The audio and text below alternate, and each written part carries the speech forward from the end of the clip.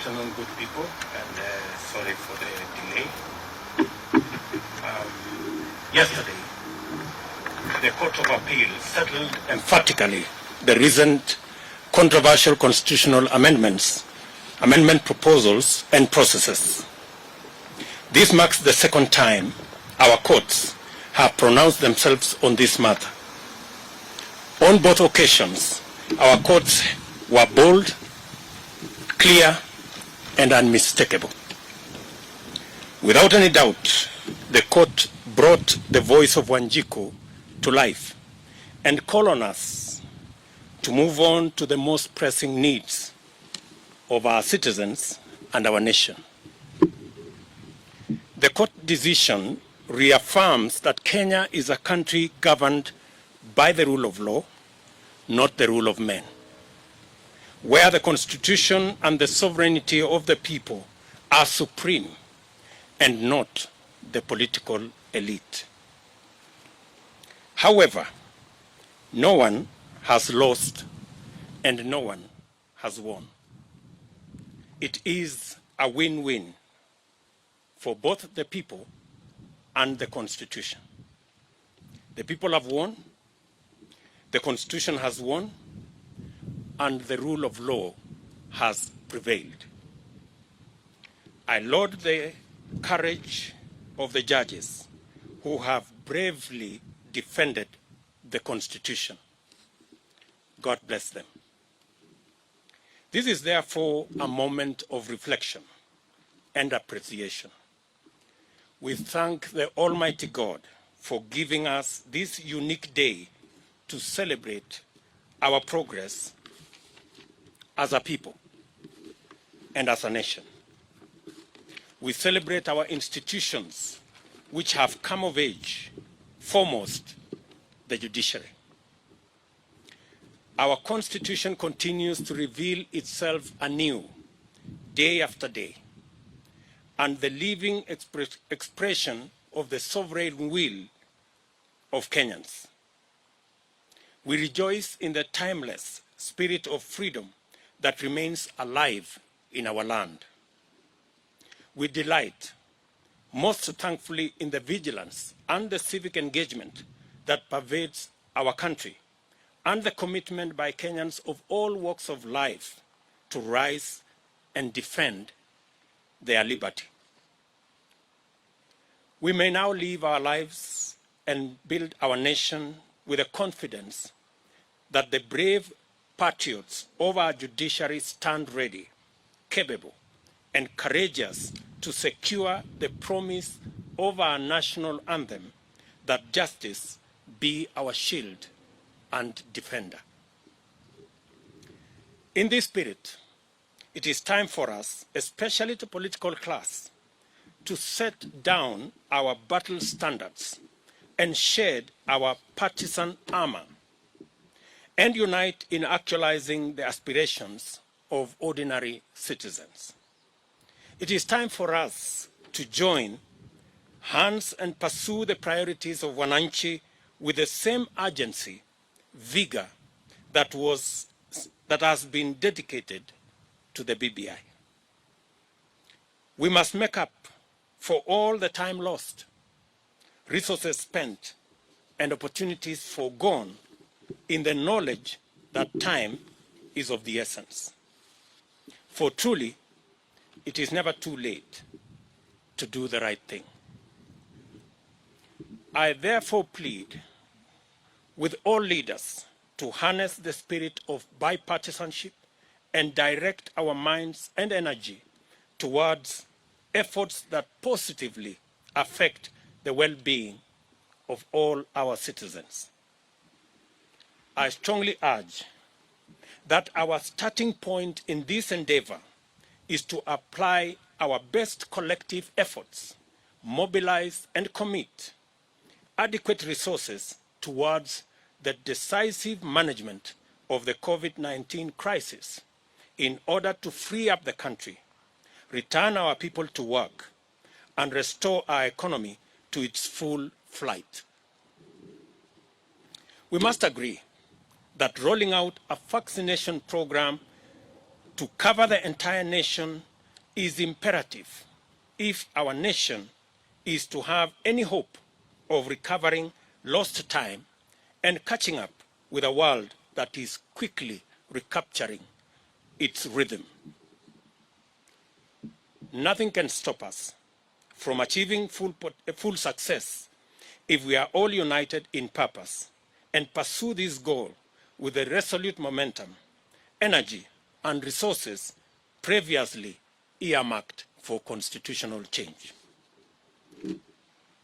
Together with this, we must urgently retrace our path to the Big Four agenda, which packaged a comprehensive raft of policy interventions, programs, and projects aimed at creating millions of jobs for our young people, rejuvenating our agriculture and livestock sectors for food security, agro-processing, value addition, and manufacturing, and also securing the health of millions of citizens through the universal health coverage.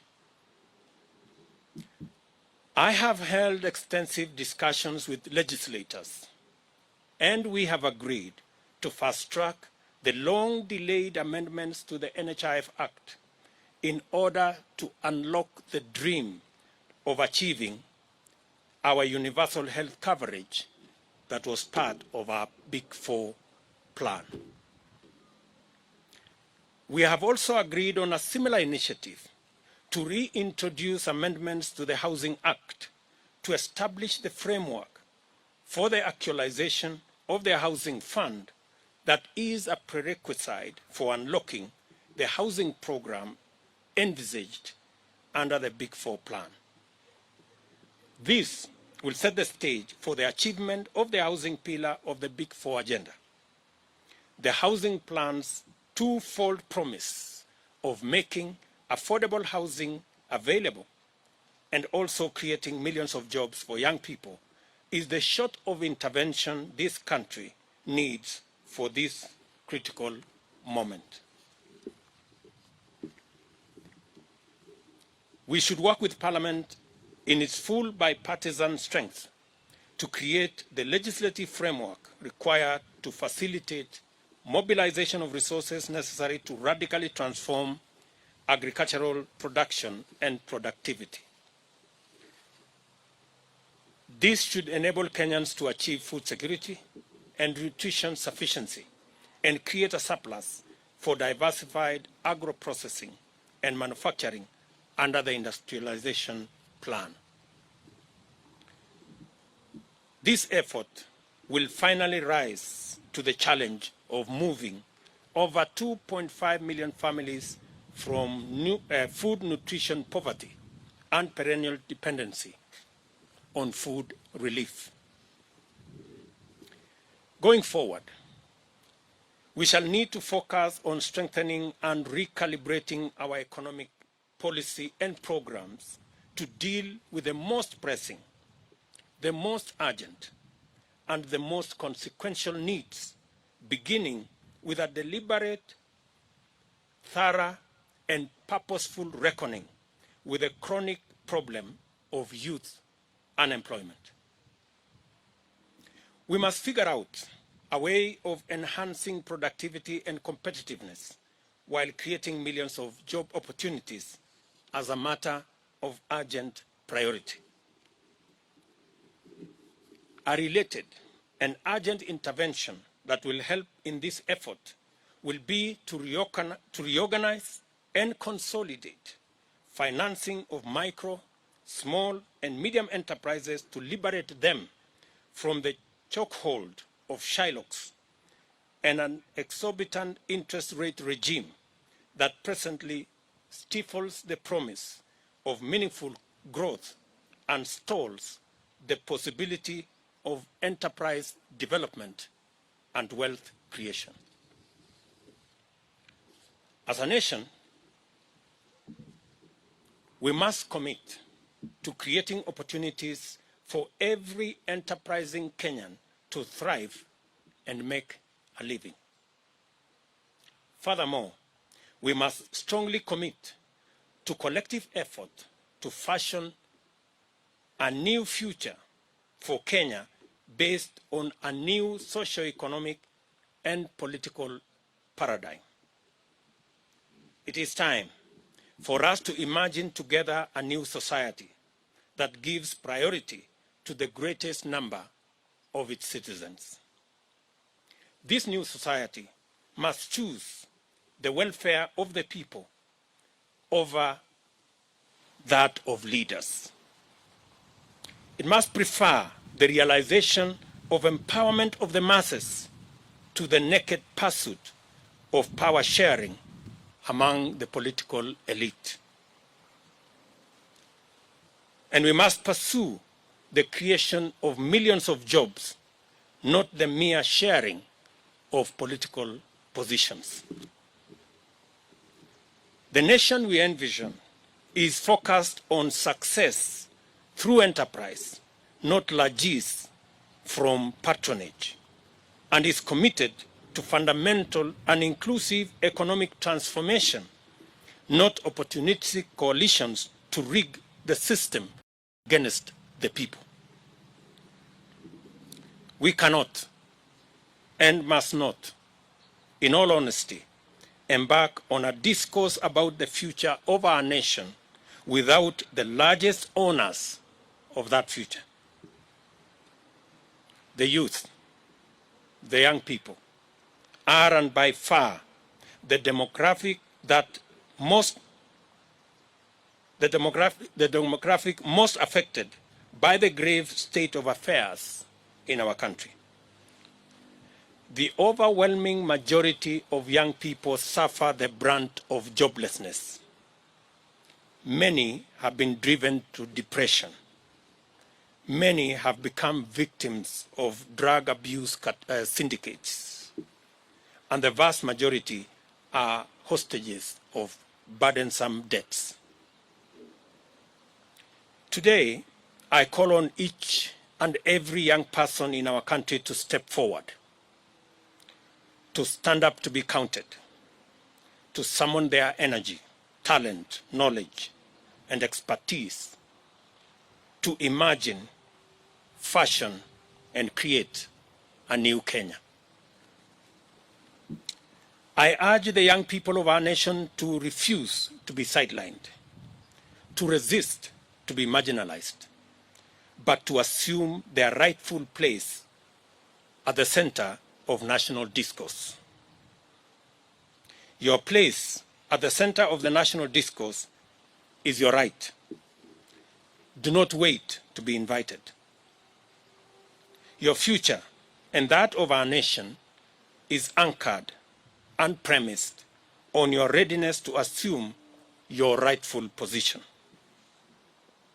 Now, henceforth, we must build an alliance of all Kenyans, with our young people at the core, so that we can tap into our creativity, our talent, and our energy to fashion a new Kenya where success is not based on who you know, but how hard you work. A Kenya where nobody is left behind.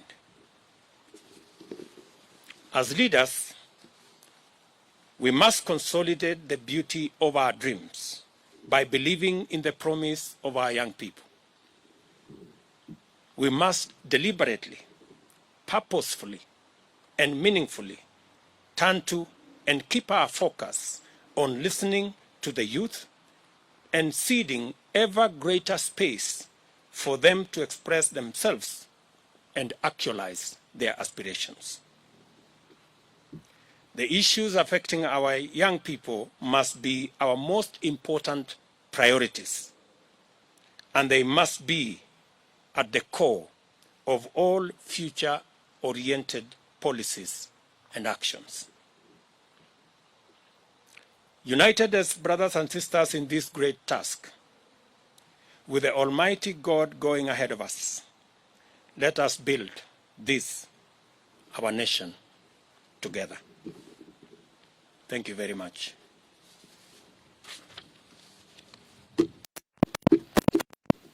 That is my statement. I will take one or two questions just to make sure that there is sufficient understanding of the statement I have made.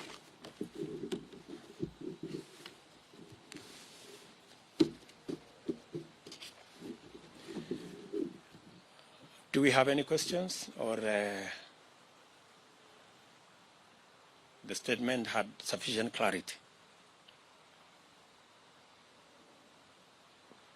Thank you very much, good people. Have a good weekend. Asanteni sana.